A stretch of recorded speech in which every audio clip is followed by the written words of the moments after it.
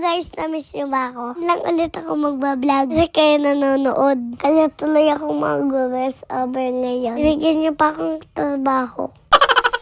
Sunday nga pala to. Dahil mabait ako, sumama ako magsimba. Tignan nyo guys, ang ganda ng damit namin ni Papa. Couple yarn.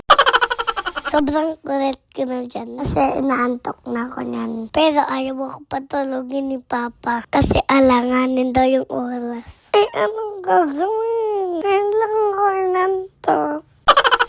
Alam niyo ba, pinagalitan ako ni Papa niyan. Kasi tinulak ko si Shana. Ako naman sinasadya eh. Tapos nag-sorry ako. Sabi ni Papa, wag ko ulitin. Kapag tapos ng simba, pumunta kami dito sa gilid. Kasi kakain kaming kwek-kwek. Wala tayong pera pang Jollibee. Kaya dito muna sa kwek-kwek. Atay ko. Kaso kwek-kwek na sana. Naubos pa. Buti may nakita kami sa may dulo. Kaya sumakses kami. Pagtapos guys, eto, umuwi na kami. Quick vlog na muna. Hanggang dito na lang. Thank you, thank you.